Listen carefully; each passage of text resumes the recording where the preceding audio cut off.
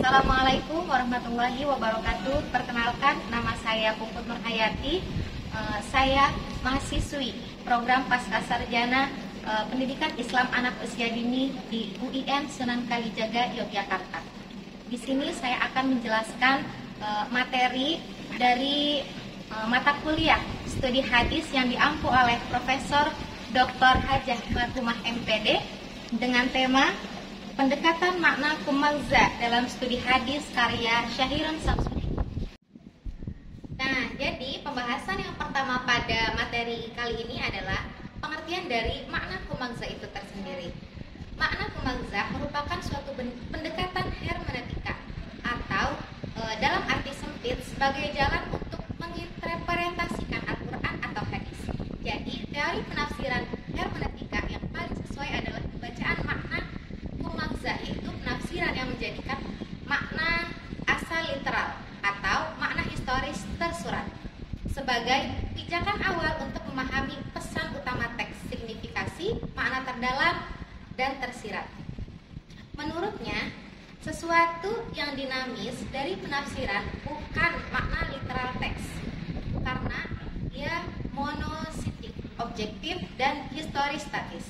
Sementara pemaknaan terhadap signifikasi teks bersifat pluralis, objektif, juga intersubjektif, dan historis dinamis sepanjang peradaban manusia. Jadi, Syahirun Samsudin menyatakan bahwa teori makna kumagza sejalan dengan teori Tafwid Nasr Hamid Abu Zaid yang membedakan antara keterikatan makna asli, makna, dan makna baru, yaitu magza. Nah, menurut Nasr Hamid, makna dari sebuah teks tidak berubah, yang berubah adalah signifikasi. Makna adalah apa yang dipresentasikan oleh teks dan tanda-tanda, sedangkan signifikasi adalah apa yang menamai sebuah hubungan antara makna itu dan seseorang atau persepsi, situasi, atau sesuatu yang bisa dibayangkan.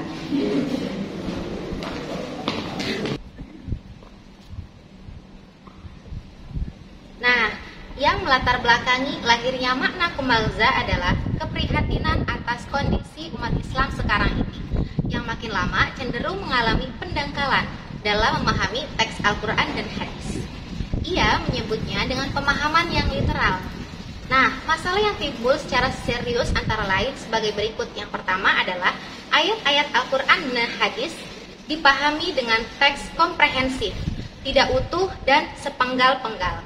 Munasabat al-ayat, keterikatan antara ayat dan ayat, dan munasabat al-hadis, yaitu keterikatan antara hadis dan hadis, tidak diperhatikan dengan secara baik, sehingga hal tersebut menyebabkan terjadinya kesalahpahaman yang seharusnya dihindari dari proses pemahaman dan penafsiran.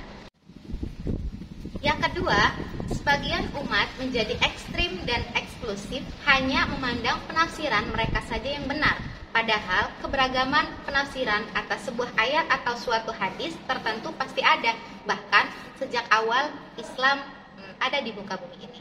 Yang ketiga adalah muncul kesan agama Islam adalah ajaran yang garang, kejam, penuh kekerasan, dan tidak humanis.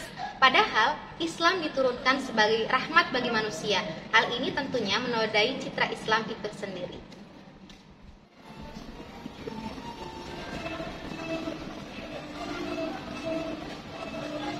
Lalu, apa prinsip penafsiran makna kumagza menurut Syahirun Samsudin? Nah, menurutnya, metode penafsiran Al-Quran atau hadis yang mana seorang menggali makna atau sejarah yang orisinil yang dipahami oleh audiens pertama yang mengembangkan makna tersebut pada signifikasinya, yaitu magza, untuk diterapkan pada masa kontemporer. Penafsiran dengan metode makna kumagza tidak bisa dilakukan sembarangan. seseorang harus memiliki ilmu pengetahuan yang linear yang melatar belakanginya. Lanjut. Nah, pada pendekatan ini pemegang teguh prinsip al-muhafadzah alal qadim al-as-saleh wa ala bin al-jadid al-aslah, yaitu tetap mempertahankan tradisi penafsiran ulama salaf dalam pengambilan ulumul Quran maupun hadis dan mengambil tradisi lain yang membantu. Nah, pendekatan ini diarahkan untuk mencapai kemaslahatan manusia, bukan untuk menimbulkan kekacauan. Penafsiran ini bersifat dinamis dan terus berkembang. Kebenaran dari sebuah penafsiran adalah relatif, yang absolut adalah Allah dan ilmu.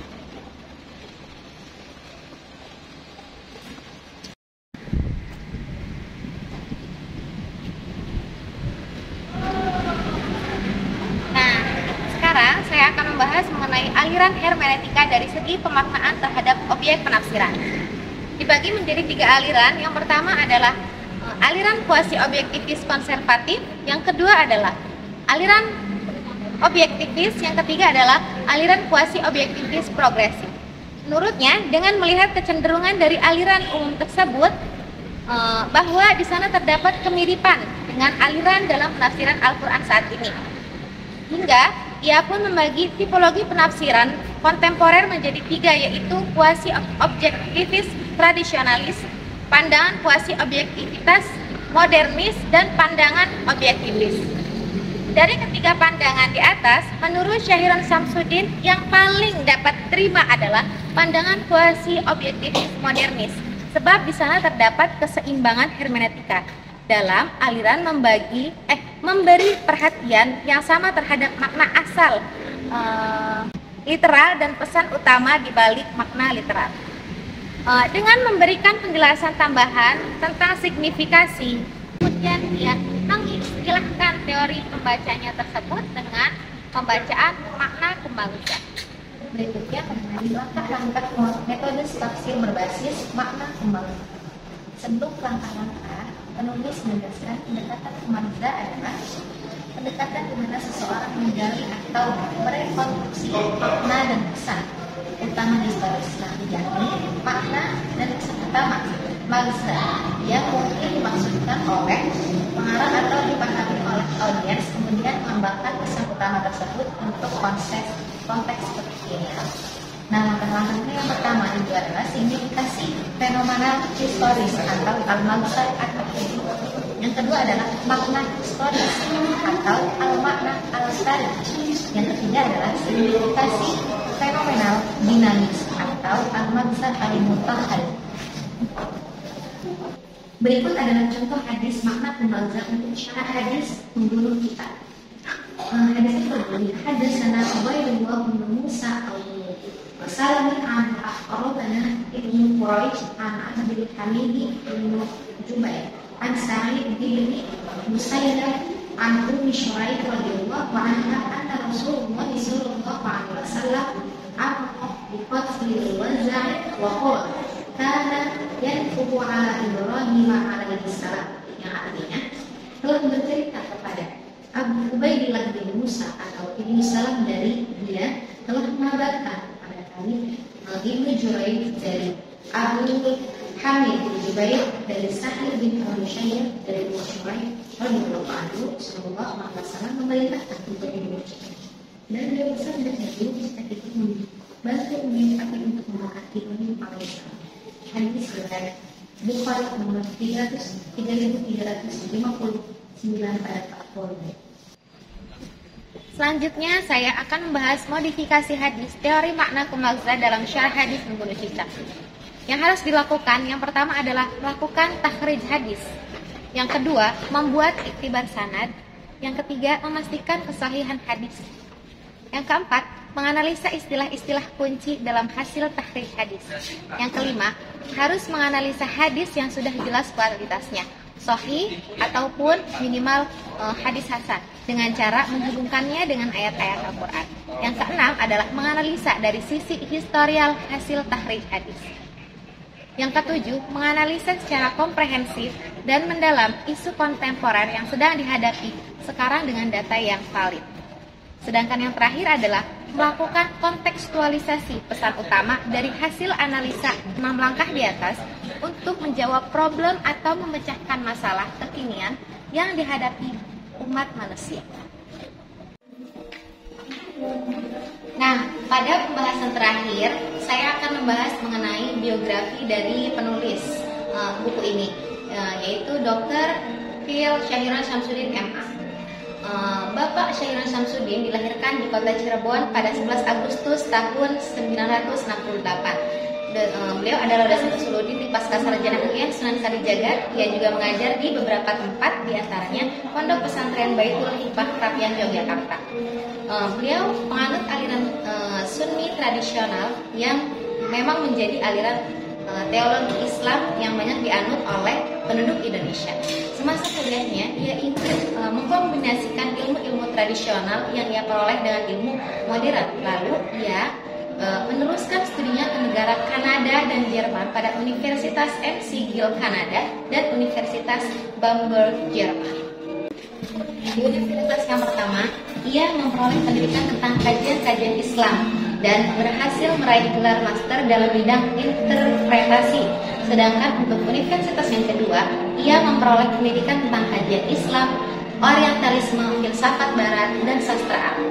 Ketertarikannya terhadap disiplin keilmuan ini tidak lepas dari latar belakang kehidupannya sebagai seorang mufasir yang kental dengan metodologi penafsiran teks Al-Quran maupun hadis.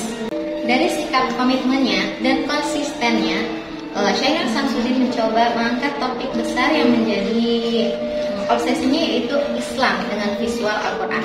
Suatu gagasan untuk mewujudkan cita-cita Al-Quran yang senantiasa ditafsirkan dan ditafsirkan ulang oleh setiap generasi guna menemukan makna yang ideal dalam setiap teks Al-Quran maupun hadis.